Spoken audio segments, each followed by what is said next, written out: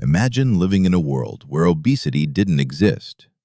No diet books, no gyms, no calorie counting, and yet, for 300,000 years, ancient humans maintained near-perfect body composition. Lean muscle, low body fat, physical endurance that modern athletes train years to achieve. And then agriculture happened, and within a few thousand years, humans started getting fat for the first time in history. What did ancient humans know about their bodies that we've completely forgotten? The answer isn't about willpower. It isn't about discipline. It's about how the human body was actually designed to work. They never ate on a schedule.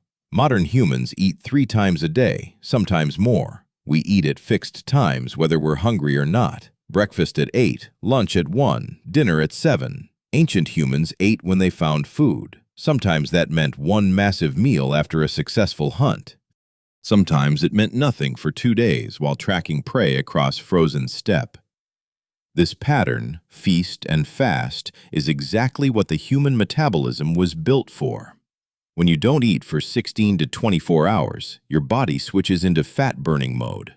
Insulin drops, growth hormone spikes. Your body starts breaking down stored fat for energy instead of glucose. Ancient humans accidentally practiced what modern scientists now call intermittent fasting every single day of their lives. They didn't know the science, they just lived it. They moved constantly, but never worked out. Ancient humans didn't exercise, they moved. There's a critical difference. Exercise is artificial movement, going to a gym, running on a treadmill, lifting weights in a controlled environment for 45 minutes, then sitting for the rest of the day. Modern humans invented this because we needed to compensate for the hours we spend completely still.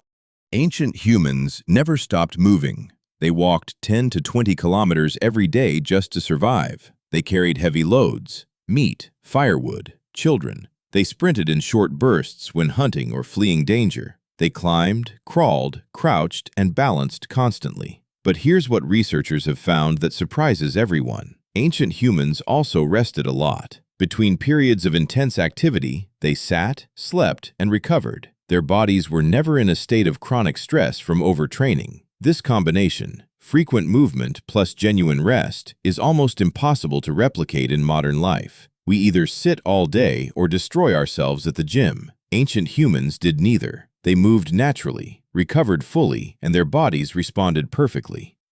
What they actually ate. The modern diet is approximately 60% carbohydrates, bread, rice, pasta, sugar, processed food. This is almost entirely a product of agriculture, foods that simply did not exist for the vast majority of human history. Ancient humans ate meat. A lot of meat. High-fat, protein-dense meat from wild animals, animals that themselves lived on natural diets and were therefore far more nutritious than anything in a modern supermarket. A mammoth steak contained omega-3 fatty acids, vitamins, and minerals in concentrations we can barely find today. They also ate plants, but wild plants, not farmed plants. Wild plants are dramatically more nutrient-dense than cultivated vegetables. A wild strawberry contains more antioxidants per gram than a modern strawberry bred for size and sweetness. What they almost never ate? Sugar. Honey existed, and ancient humans sought it intensely when they found it, because sweetness signaled rare, precious calories. But the constant sugar bombardment of modern life was completely absent. Without sugar, insulin stayed low. Without high insulin, fat storage was minimal. The body burned what it ate and nothing piled up.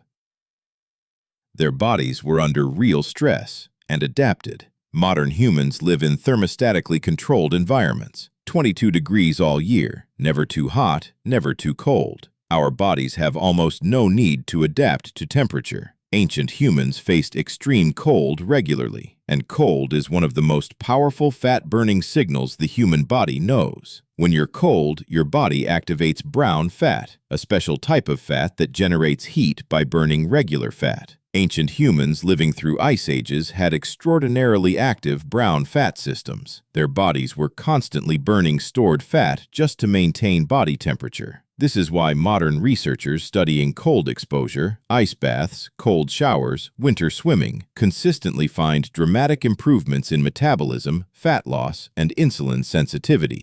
Ancient humans got these benefits automatically, every single winter, every cold night, sleeping on the ground.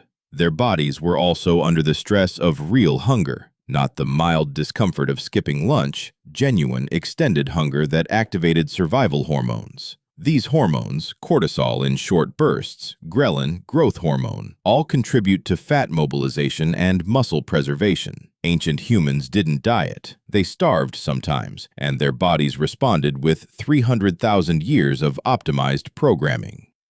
Sleep changed everything. Ancient humans slept with the sun. When it got dark, activity slowed. When it rose, the tribe woke. Sleep was not negotiable. It was enforced by the absence of artificial light. Modern humans sleep less than almost any human population in history. We stay up with screens, artificial light, stimulants. We average 6 to 7 hours when our biology demands 8 to 9.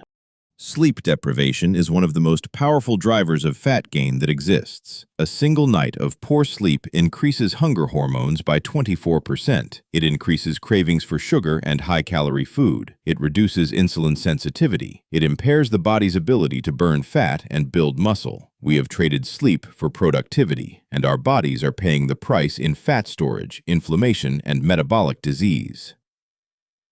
What happened when agriculture arrived? About 12,000 years ago, humans began farming. Within a relatively short period, the human diet shifted dramatically toward grains, wheat, rice, corn. Carbohydrates became the foundation of human nutrition for the first time in history. Dental records from this period show an immediate and dramatic increase in tooth decay. Skeletal records show a decrease in average height and bone density. Archaeological evidence shows the first signs of metabolic disease.